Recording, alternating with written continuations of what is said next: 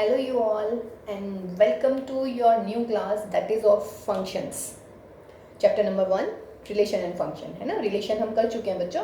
आज हम आपका वेलकम करते हैं नई क्लास में और आज का टॉपिक है हमारा फंक्शंस. ठीक, देखिए मैंने एक क्वेश्चन भी लिखा हुआ है, लेकिन आप सोच रहे होंगे कि एक सेट ए दे रखा है, एक सेट बी दे रखा है. ये हमारे F1 F2 F3 F4 ये क्या दिख रही है आपको? रिलेशंस दिख रही हैं. आप सोच रहे होंगे कि मैम ने वेलकम तो किया है फंक्शंस के लिए, क्वेश्चन लिख दिया रिलेशन का, है ना. आ रहा होगा दिमाग में कि कहीं ऐसा तो नहीं है रिलेशन का रिवीजन चल रहा है.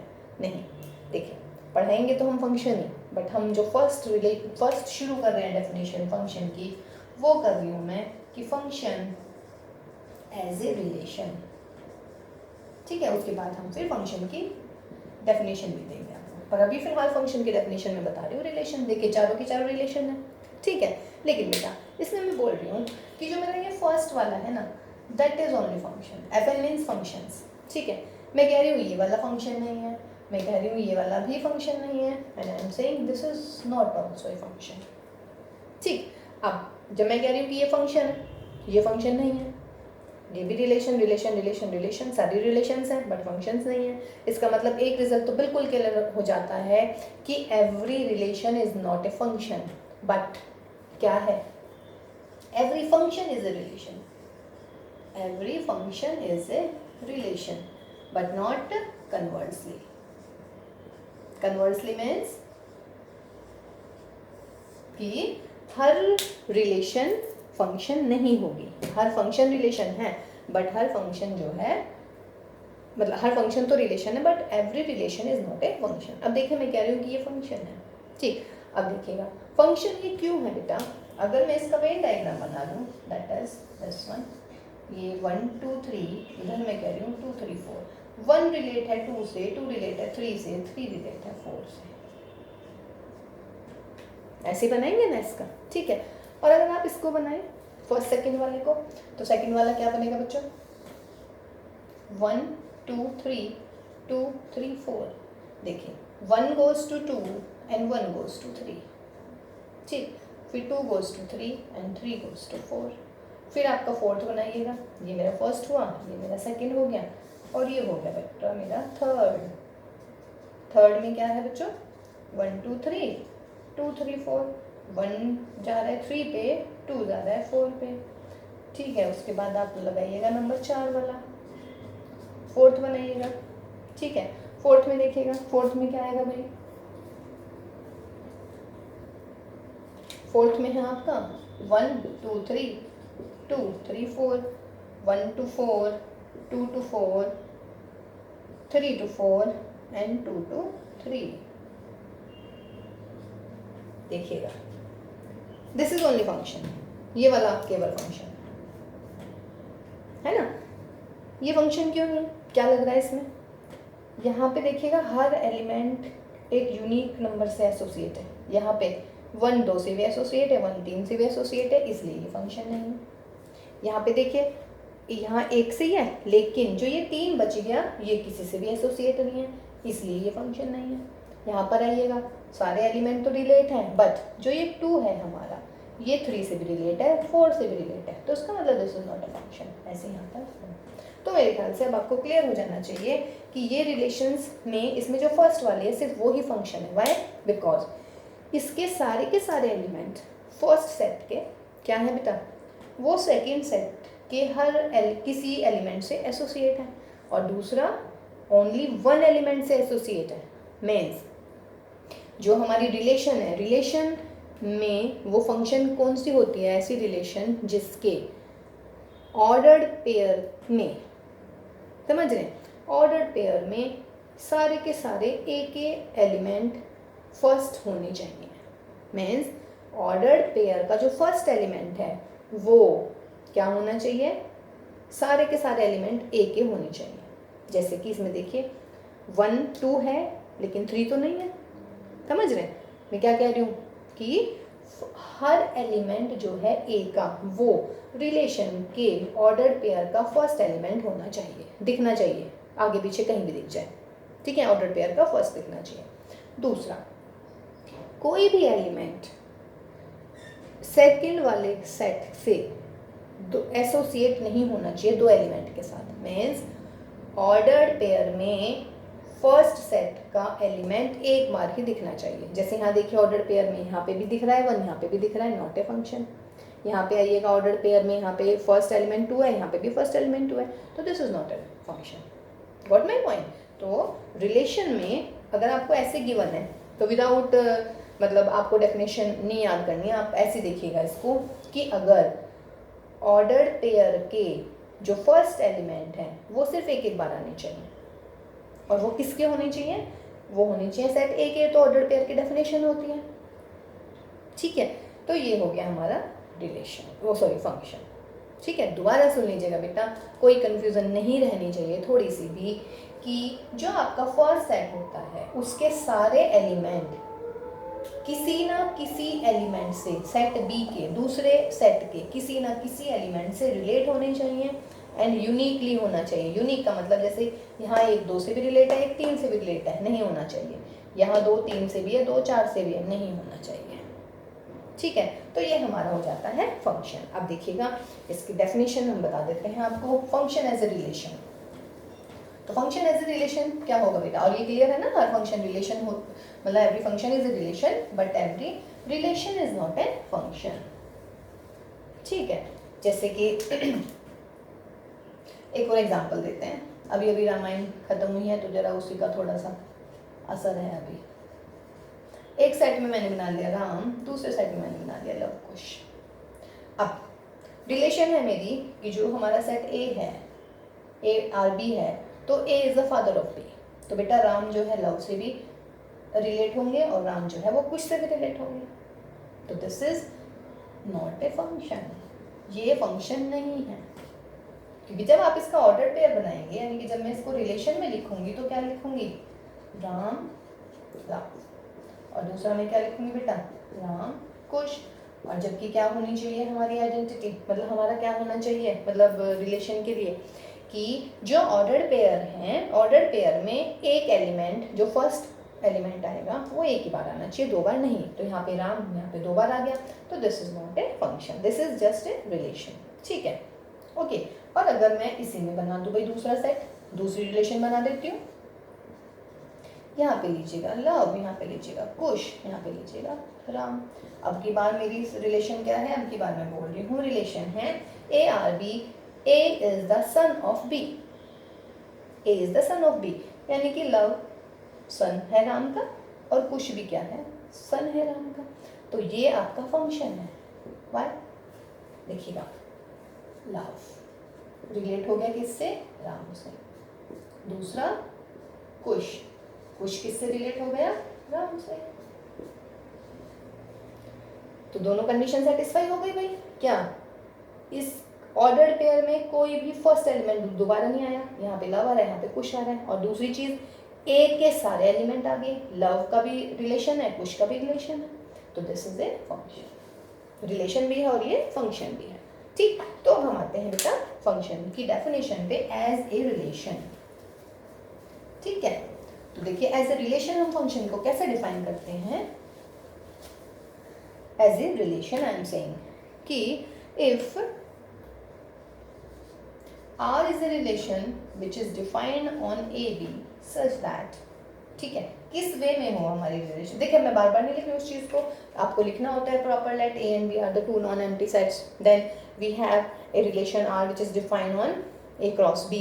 So that is, yeah, or in other word what you can say, R is a relation on A from, मतलब on A to B। ठीक है, then R is said to be a function, R is said to be a function from A to B if, अगर जो अभी मैं जो conditions लिखूंगी वो ट्रू होंगी if। ठीक है, देखिए जब आपको हम इसकी PDF देंगे इस वाले चैप्टर मतलब फंक्शन की, तो हम आपको उसमें बिल्कुल प्रॉपर वे में आपको डेफिनेशंस लिख के देंगे। ठीक है, अभी तो जस्ट आपको समझाने के लिए बोल रहे हैं। तो फर्स्ट में क्या है बेटा कि for each A belongs to A, there exists B belongs to B। और कैसा होना चाहिए? such that A B belongs to are.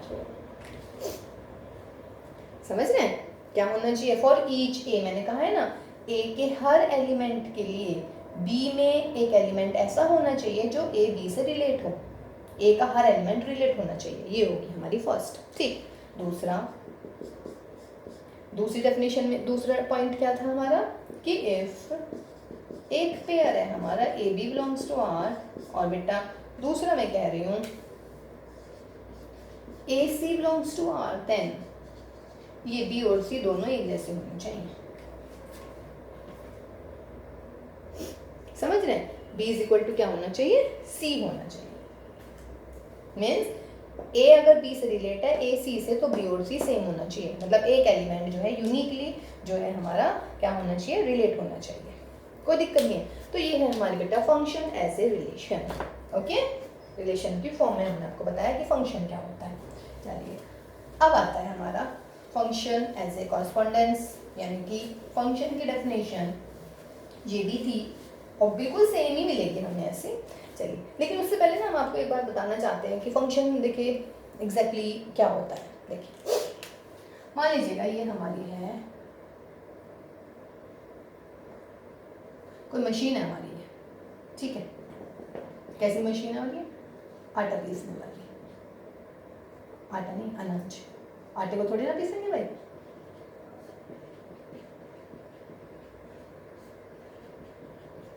क्या होगी बेटा? ये अनाज पीसने वाली मशीन, ठीक है। अब देखिएगा इसमें मान लीजिएगा मैं डालती हूँ गेहूँ, फिर हम डालते हैं इसमें चना, ठीक है। और किसका आटा खाएंगे? ज़्यादा आइडिया भी नहीं आ रहा यार, जो का आटा ले लेते हैं। जो ऐसे ऐसे हैं। देखिए अब मैंने इसमें डाला गेहूँ, जब मैंने गेहूँ डाला इस पीसने वाली मशीन में, तो हमारा क्या आएगा यहाँ पर? गेहूँ का आटा आएगा।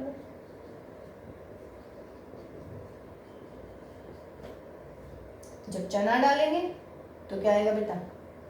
चने का आटा आएगा। जब जौ डालेंगे इसमें आप, तो क्या आएगा बेटा? जौ का आटा आएगा, ठीक है। इसका मतलब अगर मैं कंसीडर कर लूँ, दीज आर माई इनपुट।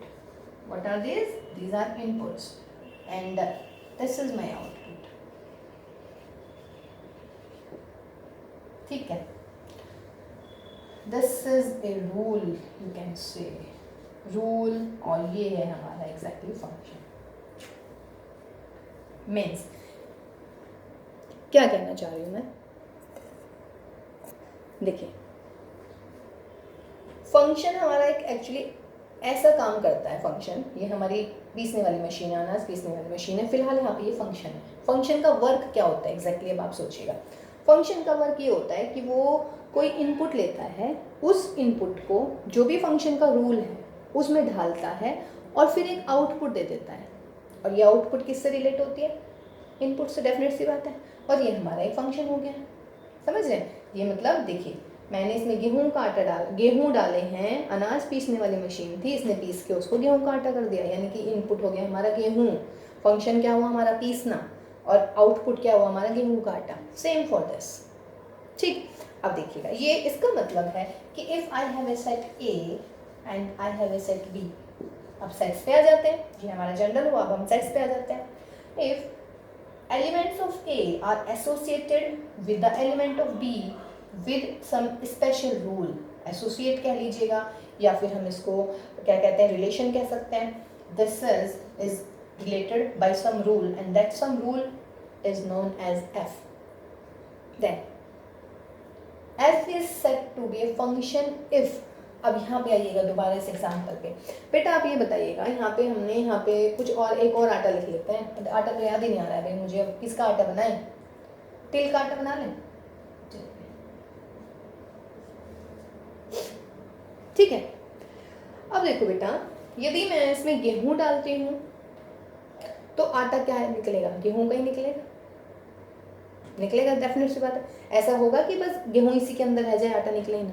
देखिए मैं बार बार कहती हूँ, वो दिमाग में मत लगाइएगा मैडम मशीन ख़राब हो गई है, मैडम जो जिसमें से आटा निकलता है वो हम बंद कर देंगे तो आटा निकलेगा ही ना। ना ना ना, ऐसा नहीं बेटा, बिल्कुल प्योर रहिएगा, ठीक है, प्योरिटी के साथ। जैसे कि यानी कि बायस नहीं चाहिए हमें, अनबायस चाहिए सारी चीज़ें। ओके, सो देखिए बेटा, इस सेट पे आइएगा।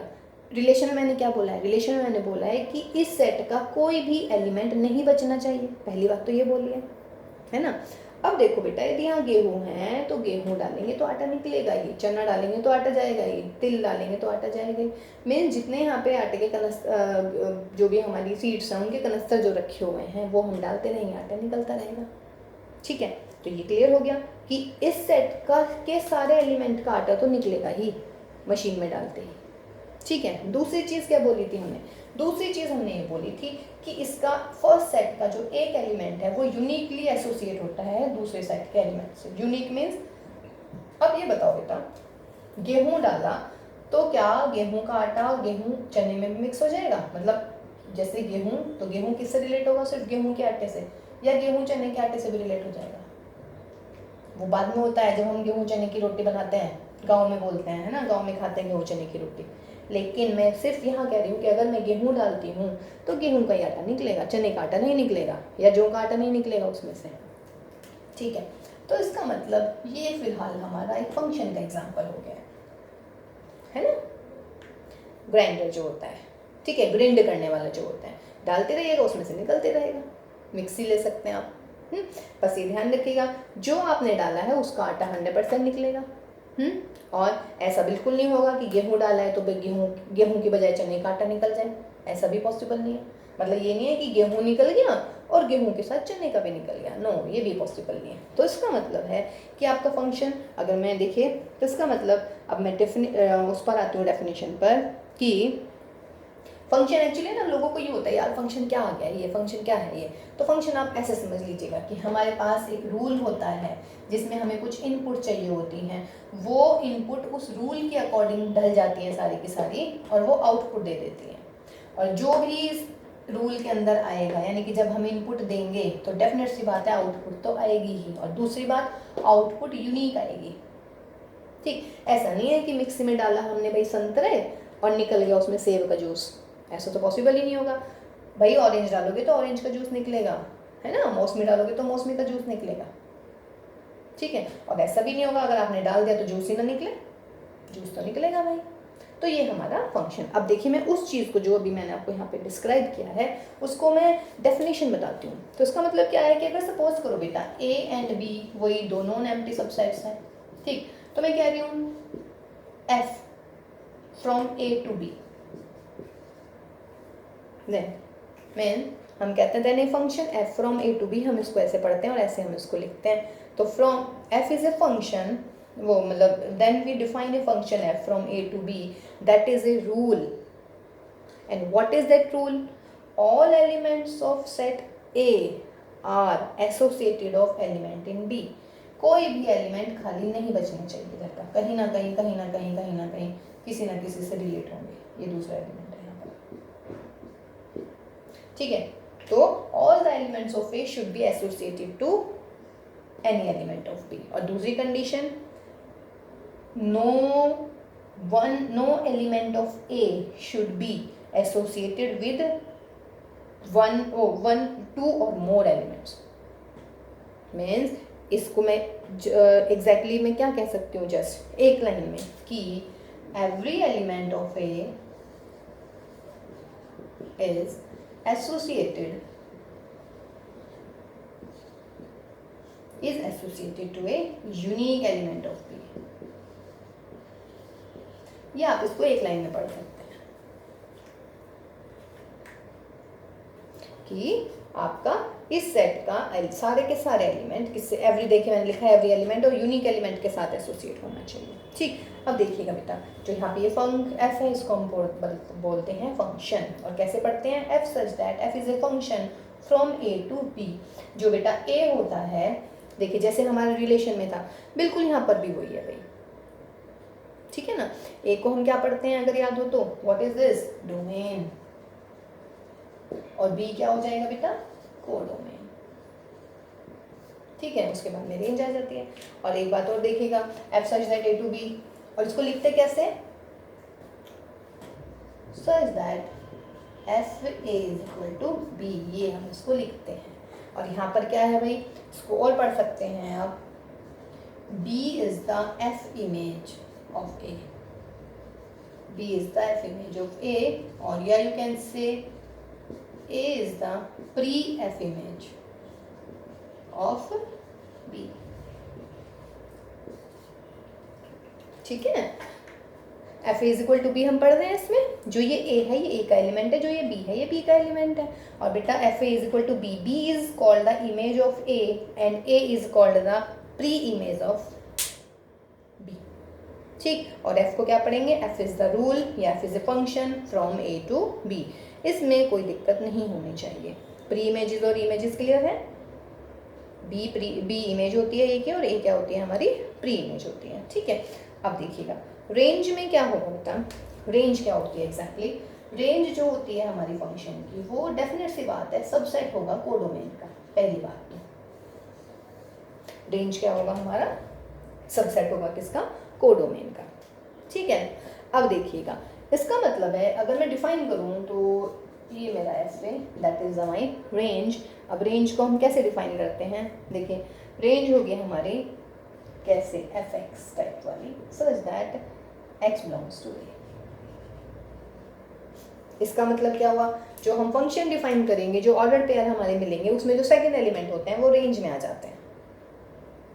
ठीक है ना, जैसे हमारे रिलेशन में था बिल्कुल वही है यहाँ पर भी। ठीक है, तो कोई दिक्कत नहीं बेटा इसमें। इमेजेस हो गया, प्री इमेजेस हो गया, डोमेन, कोडोमेन, और रेंज कौन से आएंगी, रेंज इसका सबसेट होंगी। और रेंज में देखिए मैंने कौन से एलिमेंट लिखे हैं, एफ एक्स और एफ एक्स ये एफ ए, तो F X is equal to Y, तो यानी कि वाई, वाई मीन्स बी के एलिमेंट आएंगे। तो कौन से एलिमेंट आएंगे, वो वाले एलिमेंट आएंगे बी के, वो वाले एलिमेंट जिनकी प्री इमेजेस होंगी, यानी कि जो एसोसिएटेड होंगे हमारे ए के एलिमेंट से। कोई दिक्कत नहीं है इसमें भाई। ठीक है, तो ये हमारा हुआ बेटा फंक्शन की डेफिनेशन। ठीक है, तो मेरे ख्याल से फंक्शन क्लियर हो जाना चाहिए कि फंक्शन क्या होता है हमारा। फंक्शन सिर्फ एक रूल होता है जो दो सेट के एलिमेंट को आपस में रिलेट करता है। और रिलेट कैसे करता है कि फर्स्ट सेट के सारे एलिमेंट सेकेंड सेट के किसी ना किसी एलिमेंट से यूनिकली क्या होने चाहिए, एसोसिएट होने चाहिए, यानी कि यूनिक होना चाहिए। ऐसा नहीं है कि बहुत सारे एलिमेंट, मतलब एक ही एलिमेंट किसी से भी अटैच हो जाएगा। ठीक, अब देखिएगा, चलिए नंबर ऑफ फंक्शंस बताते हैं बेटा आपको कि कितने फंक्शंस बनते हैं। अगर सपोज करो बच्चों नंबर ऑफ ए है मेरा p, नंबर ऑफ b है मेरा q। नंबर ऑफ ए समझ रहे हैं, a में एलिमेंट कितने हैं हमारे p और b में कितने एलिमेंट हैं हमारे q। ठीक, तो हम पूछ रहे हैं कि कितने नंबर ऑफ फंक्शंस बनेंगे। देखिए आप इसको डायरेक्ट भी याद कर सकते हैं क्योंकि मल्टीपल चॉइस क्वेश्चंस आ गए हैं तो उसमें आपके पास कुछ भी आ सकता है। ठीक है, तो नंबर ऑफ फंक्शंस जो होते हैं बेटा ये ध्यान रखिएगा, ये होते हैं हमारे q की पावर p। बताऊंगी मैं कैसे आते हैं, लेकिन अगर मल्टीपल चॉइस है तो याद रखिएगा। देखिए फंक्शन इतना टफ नहीं होता है, बस थोड़ा सा ये होता है कि आप ध्यान से नहीं पढ़ते हैं इसको तो आपको बहुत टफ सा लगता है, क्योंकि कैलकुलेशन में बताइए ना आपको वही अच्छा लगता है, 2 3 6 है ना, 4 दूनिया 8, 10 और 15 जोड़ दो 25, आपको कैलकुलेशन ज़्यादा अच्छी लगती है। लेकिन मैं कह रही हूँ कि आपको मैथ्स जो है एब्स्ट्रैक्ट भी पढ़ने की आदत डालनी पड़ेगी अब। ठीक, तो देखिए नंबर जो है हमारे यहाँ है q की पावर p। फंक्शंस की बात चल रही है, देखिएगा इधर है मेरे p element, how many p elements, इधर है बच्चों मेरे q एलिमेंट। ठीक है, अब देखो बेटा मैं कह रही हूँ कि फंक्शन के लिए यहाँ जो एलिमेंट है सब एलिमेंट इमेज होनी चाहिए सबकी। मान लीजिए मेरा फर्स्ट एलिमेंट है तो फर्स्ट एलिमेंट की इमेज ये भी हो सकती है, ये भी कोई भी हो सकती है या नहीं। इसका मतलब है फर्स्ट एलिमेंट के लिए कितनी पोजीशंस हो गई भाई, q। फिर आया मेरा सेकंड एलिमेंट, सेकंड देखिए अगर मान लीजिए फर्स्ट इससे रिलेट है तो सेकंड इससे हो सकता है रिलेट, कोई दिक्कत नहीं है, समझ रहे हैं। बट फर्स्ट और किसी से रिलेट नहीं होएगा। ठीक, जब हम टाइप्स पे आएंगे तब अब ध्यान रखिएगा। तो फंक्शन की डेफिनेशन डिपेंड करती है इस सेट पर और टाइप्स डिपेंड करती हैं दूसरे सेट पर। अब सेकंड आइए, सेकंड के लिए ये इमेज भी कोई भी इमेज हो सकती है q। इसका मतलब सेकंड एलिमेंट की भी कितनी पॉसिबिलिटीज होगी, q 3 की भी बेटा q। ऐसी लास्ट में p एलिमेंट के लिए भी हमारे पास कितनी है q, यानी कितना टाइम्स आ रहा है p टाइम्स। जब ये p टाइम्स आ रहा है तो कितना आएगा q की पावर p। ठीक है, समझ गए। फर्स्ट एलिमेंट कितनी पॉसिबिलिटीज, फर्स्ट की इमेज कौन हो सकता है, फर्स्ट भी, सेकंड भी, थर्ड भी, क्यू पॉसिबिलिटीज होगी। सेकंड एलिमेंट की भी इमेज फर्स्ट सेकंड थर्ड कुछ भी हो सकती है, तो क्यू, हर एक एलिमेंट के हमारे पास क्यू पॉसिबिलिटीज हैं। इसका मतलब है हमारा जो क्यू पॉसिबिलिटीज हो गई हर एक एलिमेंट की, तो क्यू कितनी बार आ गया, p टाइम्स, तो कितना होगा क्यू की पावर p, तो that is the number of functions. ठीक है, देखिए अगर सिंपल सा क्वेश्चन आपसे पूछ लिया जाए कि बताइए भाई, example, if a is equal to 1 2 3 and b is equal to xy, then हम पूछ रहे हैं आपसे कि number of functions, then number of functions, ये और ध्यान रखिएगा भाई कहाँ से कहाँ तक हम पूछ रहे हैं, फ्रॉम a टू b पूछ रहे हैं। अरे यहाँ नंबर ऑफ फंक्शंस यहाँ पे भी लिखना चाहिए ना मुझे, फंक्शन कहाँ से कहाँ तक, a टू b तक चाहिए मुझे, ये तो गलत हो जाएगा, फिर पता ही नहीं चलेगा कहाँ से कहाँ तक ले रहे हैं। a टू b में कितने एलिमेंट है भाई 2, और a में कितने एलिमेंट है 3, तो कितना आ जाएगा आंसर, q की पावर p, इसके एलिमेंट की पावर, तो 2 की पावर कितने 3, तो आंसर कितना आया 8। तो ये मेरा आंसर आया, the number of functions from a to, got my point, कोई दिक्कत नहीं है इसमें नंबर ऑफ फंक्शंस में बेटा। ठीक है, चलिए जी, उसके बाद में बेटा आता है हमारा टाइप्स ऑफ ए फंक्शन। देखिए हम अब टाइप ऑफ ए फंक्शन ये शुरू हो जाता है हमारा किसके लिए, 12th क्लास के लिए। टाइप ऑफ फंक्शन रब कर देती हूँ मैं इसको, है ना, नोट्स में आपको सब कुछ मिल जाएगा, पीडीएफ जब हम आपको देंगे इसकी। चलिए फिर आ रहा है बेटा टाइप्स ऑफ ए फंक्शन, बहुत ही इंपॉर्टेंट है हमारा, टाइप्स ऑफ ए फंक्शंस या टाइप ऑफ ए फंक्शन। देखिए टाइप ऑफ ए फंक्शन, आपके पास में 4 टाइप के फंक्शंस हैं भाई, या तो फंक्शन होगा 1 1 या फिर मैनी 1। चलिए 1 1 ऐसे लिख लेते हैं, या होगा ऑन टू या होगा into. What do I mean actually, या तो 1 1 होगा या मैनी 1 होगा, या ऑन टू होगा या इनटू होगा। इसका मतलब 1 1 के साथ ऑन टू आ सकता है, 1 1 के साथ इनटू आ सकता है ना। और दूसरा कॉम्बिनेशन क्या बनेगा बेटा, मैनी 1 के साथ ऑन टू आ सकता है, मैनी 1 के साथ इनटू आ सकता है। तो इसका मतलब हमारे क्या हो गए, 4 फंक्शंस हो गए हैं भाई। तो 4 फंक्शंस कौन कौन से हो गए हैं, पहला हो गया है 1 1 ऑन टू, फिर दूसरा हो सकता है 1 1 इनटू। देखिए जो 1 1 या तो 1 1 या मैनी 1, या तो ऑन टू या इनटू। दूसरा तीसरा क्या हो गया, मैनी 1 ऑन टू, और बेटा फोर्थ क्या हो गया, मैनी 1 इनटू। क्लियर है, आपके पास में कितने फंक्शंस होंगे बेटा, 4। ठीक है ना, या तो 1 1 होगा या मैनी 1 होगा, इन दोनों में से एक होगा, और भाई इन दोनों में से एक होगा, दोनों एक साथ नहीं हो सकते, या तो 1 1 मैनी 1, या ऑन टू या इनटू। तो 1 1 ऑन टू हो सकता है, 1 1 इनटू हो सकता है, या मैनी 1 ऑन टू हो सकता है, या मैनी 1 इनटू हो सकता है। तो हम फर्स्ट आ रहे हैं किस पर, 1 1 पर। ठीक, तो 1 1 की डेफिनेशन देखिएगा। 1 1 को हम पढ़ते हैं बेटा इंजेक्टिव फंक्शन। क्या पढ़ते हैं भाई, इंजेक्टिव फंक्शन। तो 1 1 का एक नाम दूसरा ये भी है, ये बेचारे का बाहर का नाम है, घर का नाम है, ये बाहर का नाम है, लेकिन हम 1 1 ज़्यादा करते हैं, इंजेक्टिव हम नहीं करते हैं, है ना। इंजेक्टिव कुछ ही लोगों को पता होता है, जैसे हमारे 2 नाम होते हैं अधिकतर बच्चों के, कि एक घर का नाम होता है, एक बाहर का नाम होता है। तो अधिकतर हम उसे बाहर वाले नाम से जानते हैं, जो उसका स्कूल में नाम होता है। घर वाले जो रिश्तेदार होते हैं भाई वो जानते हैं, लेकिन इसमें ना काम नहीं चलेगा, आप दोनों याद रखेंगे, 1 1 भी और इंजेक्टिव भी याद रखेंगे। ठीक है, तो 1 1 एंड इंजेक्टिव, कोई दिक्कत नहीं है। चलिए जी, अब देखो बेटा 1 1 हमारा, देखिए मैं एक डायग्राम बनाती हूँ और फिर मैं आपको बताऊंगी कि ये 1 1 है या फिर ये ऑन टू है, मतलब नहीं सॉरी 1 1 है या फिर मैंने 1 है। देखिए भाई ये बन गया हमारा, मैं कह रही हूँ this is A B C D E F G, A E से रिलेट, C F से रिलेट, B D से रिलेट। ठीक है, एक दूसरा सेट और बना रहे हैं, मतलब दूसरा डायग्राम और बना रहे हैं हम। A B C, यहाँ पर भी D E F G। देखिए हम कह रहे हैं A E से रिलेट, B भी E से रिलेट और भैया C हमारा F से रिलेट। ठीक, जो मेरा फर्स्ट एग्जांपल है, जो मैंने फर्स्ट एग्जांपल लिखा है वो है बेटा मेरा 1 1, और जो मैंने सेकंड एग्जांपल लिखा है वो है मेरा मैनी 1। सोच पा रहे हैं कैसे? यस, आ गया आप लोग के दिमाग में। सुन लिया मैंने, बहुत अच्छी बात है। देखिए ये मैं कह रही हूँ 1 1 है, ये मैं कह रही हूँ मैनी 1 है। 1 1 क्यों है? बिकॉज एक एलिमेंट की एक ही इमेज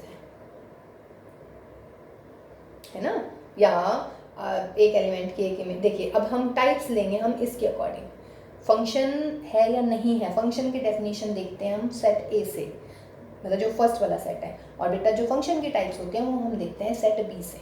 ठीक, अब आप ये देखिएगा, अगर सेट बी के हर एलिमेंट की प्री इमेज क्या है? यूनिक है। ठीक है, मीन्स क्या हुआ इसमें? If all the elements of B has unique, yeah, elements, not all, the elements of B has unique pre-image,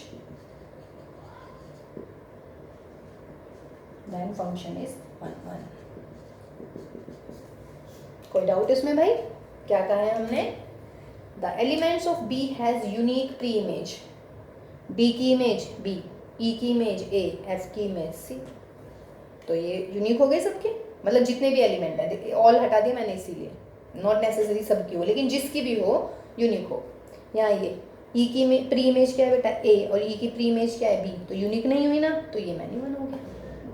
means अगर एलिमेंट्स जो होते हैं A के वो यूनिक A के एलिमेंट से रिलेट होते हैं तो वो हो जाती है हमारी 1 1, और अगर कोई दो एलिमेंट किसी एक एलिमेंट से रिलेट होते हैं तो वो हो जाता है मैनी 1। ठीक है, वैसे आप इससे याद रखिएगा। डायग्राम से क्लियर हो गया मैनी 1? ठीक है।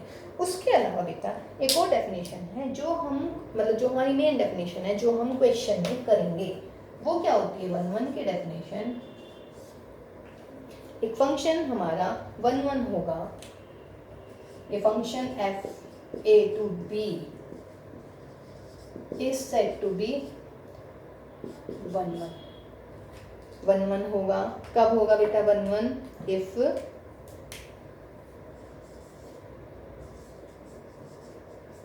fx1 is equal to fx2 लेके चलेंगे और क्या आ जाएगा? x1 is equal to x2। अगर ऐसा आ जाता है, x1 is equal to fx2 लेकर चलिए और हमारा आ जाता है x1 is equal to x2 where x1 and x2 belongs to a, तो हम कहते हैं फंक्शन क्या है?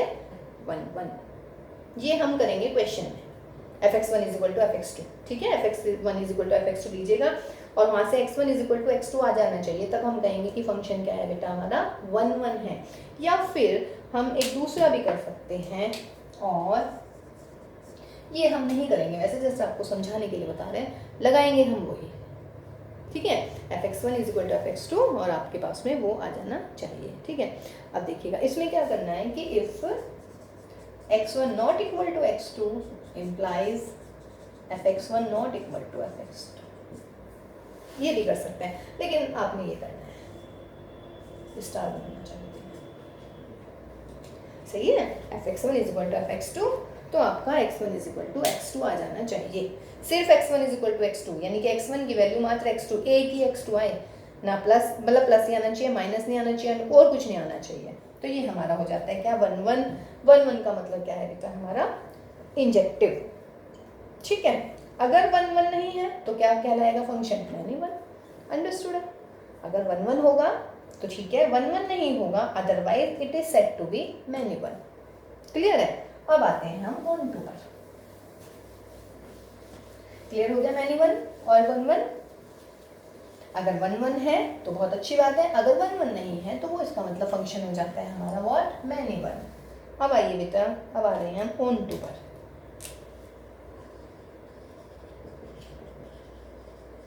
ऑन टू फंक्शन या तो भाई ऑन टू होगा, और ऑन टू का दूसरा नाम भी है भाई सर्जेक्टिव।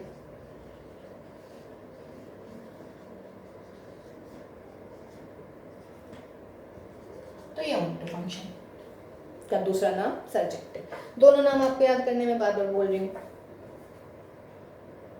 अब देखिए बेटा, onto function and surjective function, या फिर ऑन टू या फिर सर्जेक्टिव, इसमें आपको क्या करना है, ऑन टू और मतलब सर्जेक्टिव में, या फिर आप इसको ऑन टू भी बोल सकते हैं।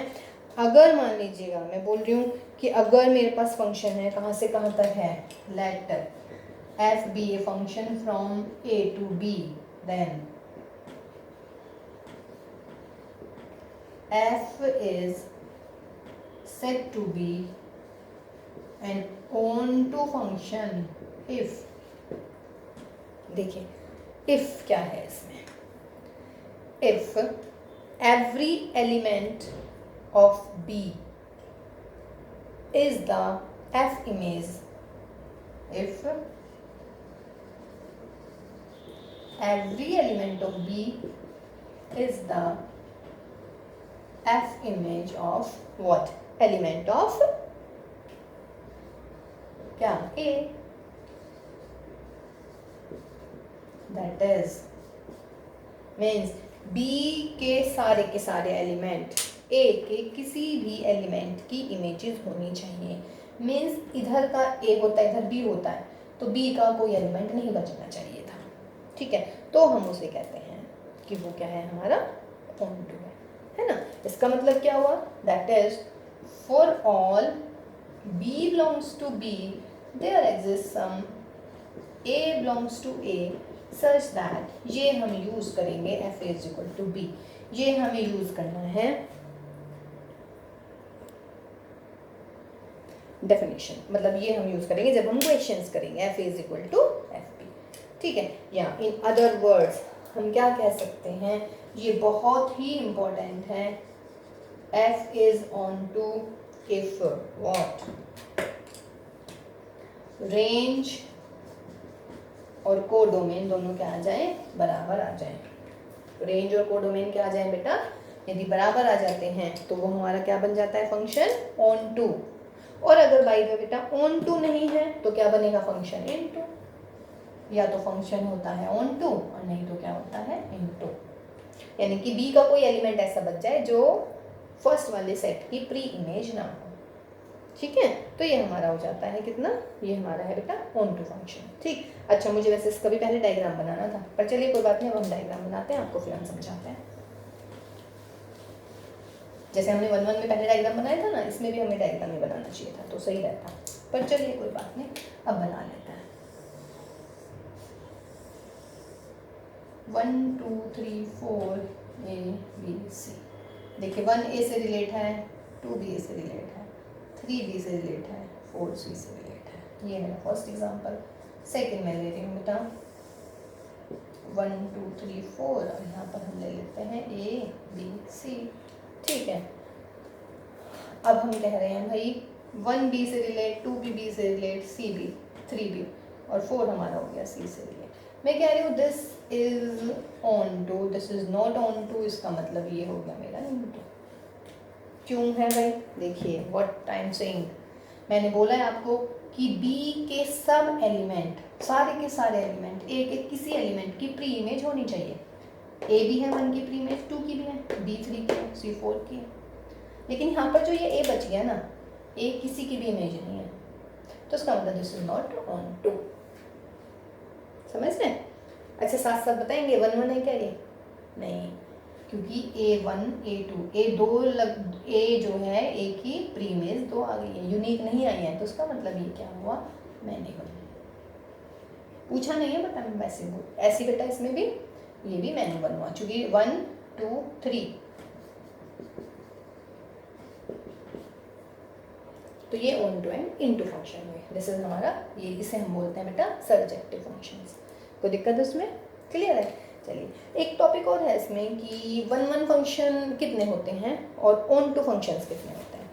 How many 1-1 functions and how many onto functions, number of functions, ठीक है। तो चलिए देखते हैं, ये और देख लेते हैं हम number of 1-1 functions and number of onto functions, ठीक है। तो देखिए बेटा, नंबर ऑफ 1-1 फंक्शन वही ले लीजिएगा आप अपना क्या, फंक्शन वही ले लेते हैं आपका, लेट एफ मेरा फंक्शन है कहाँ से कहाँ तक, A to B, and number of A है हमारे पास में P, and number of B है हमारे पास में क्यू। ठीक, तो फर्स्ट है हमारा the number of one one functions, क्या है, number of one one functions, और दूसरा है बेटा number of onto function. दो फॉर्मूले आ रहे हैं अब आपके पास में, ठीक है। देखिए number of one one function में क्या होगा, number of one one function आपके देखिए या तो होंगे एम फैक्टोरियल, सॉरी एम नहीं, क्या है हमारा क्यू फैक्टोरियल, है ना। ए में हमारे कितने हैं, पी एलिमेंट, और ये हैं आपके एलिमेंट, ठीक है। तो क्यू फैक्टोरियल, और यहाँ पर आ जाता है बेटा हमारा Q C, C means combination, Q C P, ठीक है। या फिर ये आ जाएंगे हमारे जीरो। दो टाइप के होते हैं, दो टाइप के देखिए कब होते हैं, अगर सपोज कीजिएगा पी हमारा क्या है बेटा, क्यू से बड़ा है, तो हमारे वन वन फंक्शन बनेंगे ही नहीं, और अगर मान लीजिएगा पी लेस देन और इक्वल टू क्यू है तो बन जाएंगे, और वो कितने बनेंगे, जो हमने आपको फॉर्मूला लिखा है, क्यू है, दिस इज क्यू। तो ये number of functions, number of on function नीचे कर लेते हैं थोड़ा।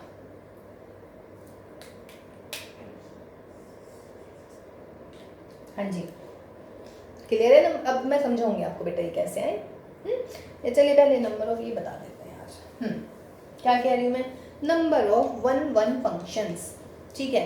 तो वन वन फंक्शंस में कह रही हूँ एनसीएम इंटू एम फैक्टोरियल, इतने आएंगे, जबकि यार एन एम याद आ रहा है क्योंकि ये एन और एम होते हैं हमारे, पी और क्यू ले रखे हैं हमने, तो Q factorial and Q C P. देखिए अगर मैं इसका डायग्राम बना दूँ बच्चों, तो डायग्राम में बताइएगा आप कैसे बनाएंगे इसका डायग्राम।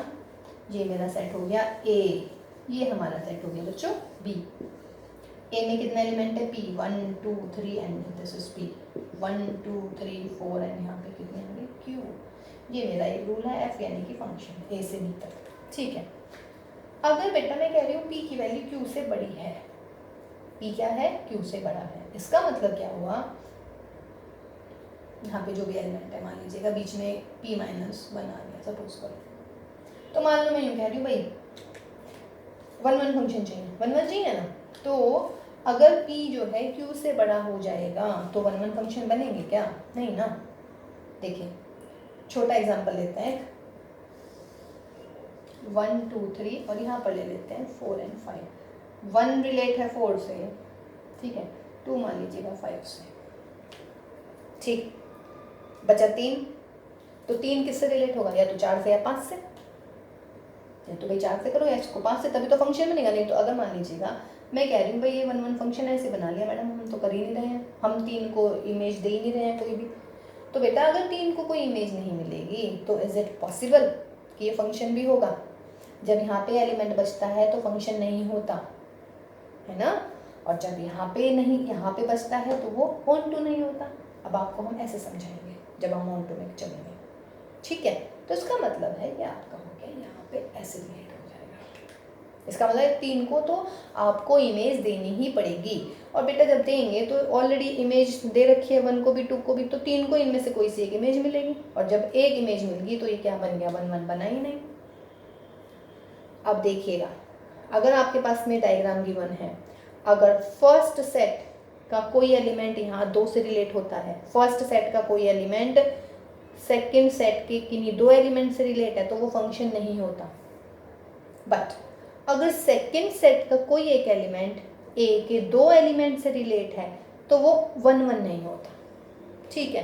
तो उसका मतलब है इसमें 1 1 फंक्शन बनेंगे ही नहीं जब p की वैल्यू क्या होगी, q से बड़ी होगी, तो दैट इज नॉट 1 1, इसका मतलब 1 1 बनेगा ही नहीं। तो इसका मतलब कितने हो गए नंबर ऑफ 1 1 फंक्शंस, 0। क्लियर है भाई, 1 1 फंक्शंस कितने बनेंगे आपके, 0। अब आता है हमारा भाई जब p की वैल्यू है लेस देन और इक्वल टू q, अगर देखिए इक्वल है तब भी 1 1 बन सकता है, अगर लेस देन है तब तो बन ही जाएगा 1 1, है ना। लेस देन में क्या बनेगा, इसी को ले लेते हैं, 1 2 3 इधर ले लेते हैं a b c d, तो ले भाई 1 को इससे अटैच कर दो, इसको इससे होगी, इसका कोई बच गया। अगर इसका कोई बच जाता है, हाँ जी, तो हम क्या कहते थे बेटा, ये हो गया कि अगर देखिए P अगर लेस देन और इक्वल टू Q है, ये हमने यहाँ से रिलेट कर दिया, ये बच गया, कोई बात नहीं।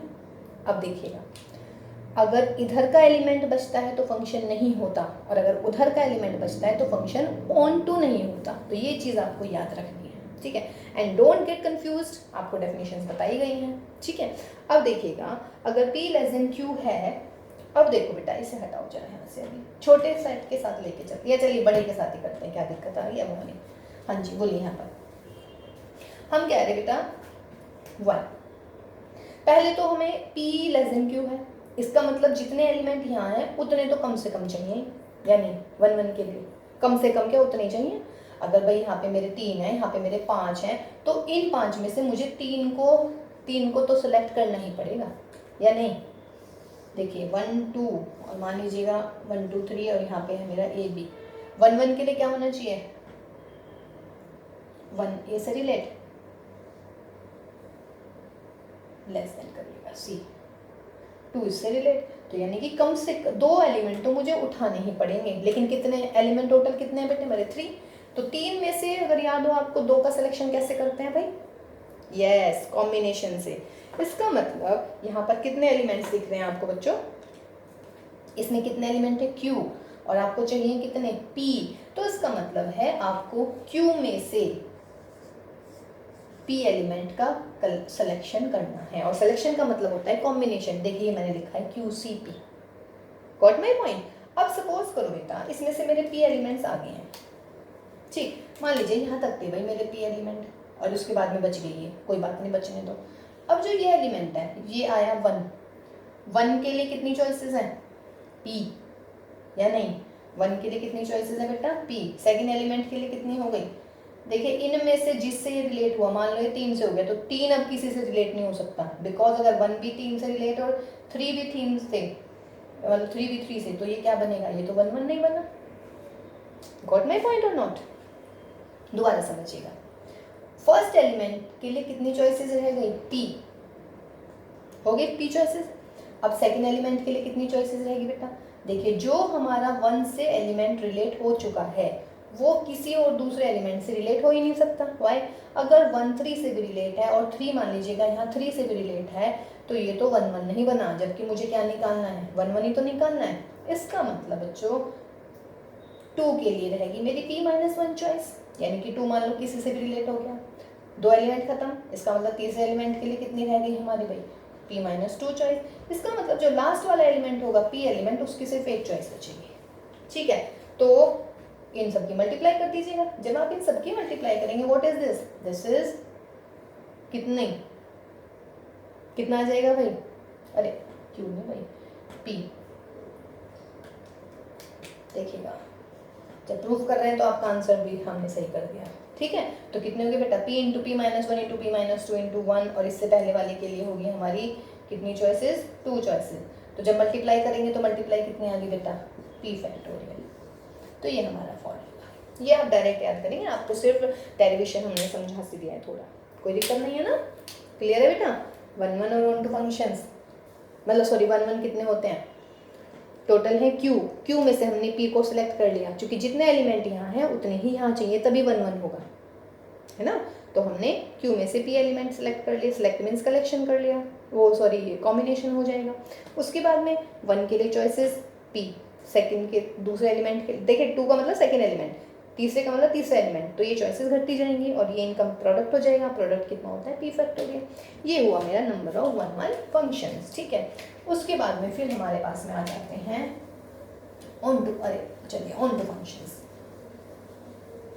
ठीक है। Number of onto functions, अगर A लिख लीजिएगा यहाँ पर, नंबर ऑफ A है मेरा P और नंबर ऑफ B है मेरा Q, then number of onto functions, ठीक है। Number of onto functions की जरूरत पड़ेगी, चलिए, क्योंकि number of onto functions जो है ना बेटा वो हमारा थोड़ा ये है, लिख देते हैं हम आपके, number of onto functions. इसमें आपको एक्सपेंशन याद होना चाहिए, मतलब ये होता है कोफिशिएंट, जब आपने बाइनोमियल एक्सपेंशन पढ़ी है coefficient of X raise to power in m, है ना, इन m फैक्टोरियल e की पावर x माइनस 1, मेरे बार बार m इसे m ही ना कर लूँ मैं, चलिए p, और यहाँ पर m की बजाय आपका p फैक्टोरियल, और ये e की पावर x माइनस 1, और यहाँ पर आगे इसकी पावर कितनी q, ये है ना, अजीब सा लग रहा है। ठीक है, इसका प्रूफ करना है हमें, इसको एक्सपेंड करना है, फिर x की पावर p, आपको जो है बाइनोमियल एक्सपेंशन अगर याद हो, है ना, तो बजाय उसके हम इसका डायरेक्ट ही आपको फॉर्मूला लिख देते हैं। इसके डेरिवेशन की मेरे ख्याल से इतनी ज़्यादा ज़रूरत नहीं होगी। r इज इक्वल टू 1 2, ये आपके पास में q, जितने भी आपके ये वाले एलिमेंट्स हैं, है ना, और यहाँ पर हो जाएगा q सी r, अगेन वही कॉम्बिनेशन, ठीक, 1 2 माइनस 1 की पावर यहाँ पर बेटा q माइनस r, और r की पावर हो जाती है हमारी व्हाट, p। ठीक, तो ये है हमारे number of onto function. देखिए इसका हम सवाल करेंगे, इसको क्वेश्चन करते हैं, तब आपको ज़्यादा इसका फॉर्मूला एकदम क्लियर हो जाएगा। समझ रहे हैं वाली चीज़ क्या कहना चाह रही हूँ मैं, ये इसके एक्सपेंशन में x की पावर p का जो कोफिशिएंट होगा वो हमारे number of onto functions हो जाते हैं। ठीक है, जहाँ पर a में कितना एलिमेंट है बेटा p, और b में कितना एलिमेंट है हमारे q। ठीक, तो x की पावर p का कोफिशिएंट e की पावर x माइनस 1 इंटू क्यू, और इंटू में यहाँ पे आपका कितना आ जाएगा p फैक्टोरियल। ठीक, और अगर आप इसको सॉल्व करेंगे तो सॉल्व करके आपका ये आ जाता है sigma r is equal to 1 to q, and here q C r, और बेटा यहाँ पर माइनस 1 की पावर q माइनस r, और यहाँ पर आपका r की पावर p। ठीक, अब देखिएगा इसका एग्जांपल करते हैं, तो आपको ये सिग्मा, ये आप याद कर लीजिएगा, ये तो बाइनोमियल एक्सपेंशन है, और ये r की पावर p। ठीक, क्वेश्चन करते हैं इसका। कह रहे हैं कि if a is equal to 1 2 3 4 and by b is equal to है मेरा what 3 4 7, then number of onto function, number of what onto functions. अब आइएगा इस क्वेश्चन में सॉल्यूशन कीजिएगा इसका।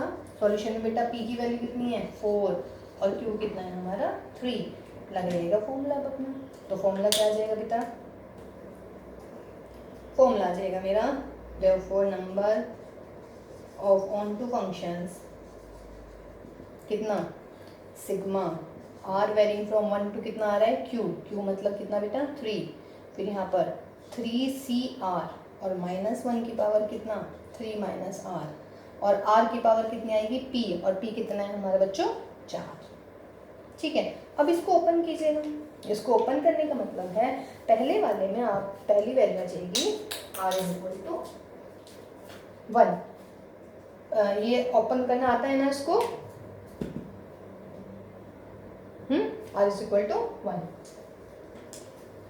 सिग्मा पहले आप r की वैल्यू 1 लिखिएगा, यानी कि 3c1 माइनस 1 की पावर 3 माइनस 1 1 की पावर 4, फिर लेंगे हम r की वैल्यू प्लस 2, तो 3c2 माइनस 1 की पावर 3 माइनस 2, और यहाँ पर कितना r की वैल्यू 2 की पावर 4, फिर लास्ट क्या आएगा बेटा 3c3 माइनस 1 की पावर 3 माइनस 3, और 2 की पावर कितनी 3 की पावर कितने 4। सॉल्व कर लेते हैं जरा इसको, देखिएगा 3c1 कितना आ गया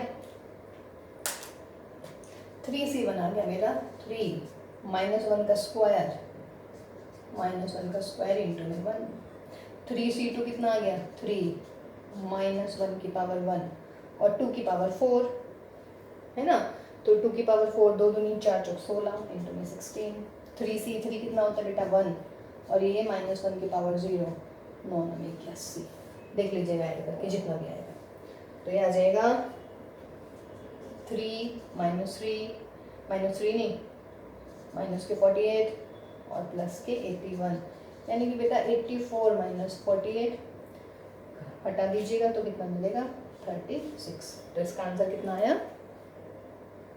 36। तो this is number of onto function. ठीक है, इसके डेरिवेशन नहीं कर रहे हैं, बस आप ये फॉर्मूला याद रखिएगा, और फॉर्मूला कैसे अप्लाई करते हैं ये हमने आपको एक एग्जांपल में बता दिया है। ठीक है, तो ये हमारे हो गए बेटा 1 1 एंड ऑन टू फंक्शंस। ठीक है, अब आता है हमारा what bijective function. Bijective means जो 1 1 और ऑन टू होता है, ये बहुत ही इंपॉर्टेंट है आपके पास में 1 1 ऑन टू वाला function bijective. Bijective function. A function f such that a to b is said to be a bijective function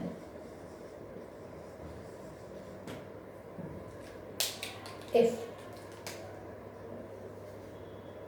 number 1 f is 1 1 and number 2 f is on 2. इसका मतलब f को हम क्या पढ़ेंगे 1 1 on 2 फंक्शन भी पढ़ते हैं. ठीक है बेटा, तो ये हमारे पास में 1 1 on 2 फंक्शन. ठीक, जैसे कि डायग्राम बना देते हैं बस एक बार आपका 1 2 3 4 A B C D, 1A से 2D से 3C से एंड 4D से हो गया. 1 1 भी है, on 2 भी है, तो दिस इज आपका बाइजेक्टिव फंक्शन. ठीक है बेटा, तो आपके टाइप्स ऑफ फंक्शंस क्लियर हो गए हैं, 1 1 on 2 एंड बाइजेक्टिव फंक्शन. ठीक, अब हम इस नेक्स्ट क्लास में क्वेश्चंस करने वाले हैं. फिलहाल आप इसको अच्छे से कर लीजिएगा, तो नेक्स्ट क्लास में मिलते हैं. Till then have a good time and bye bye.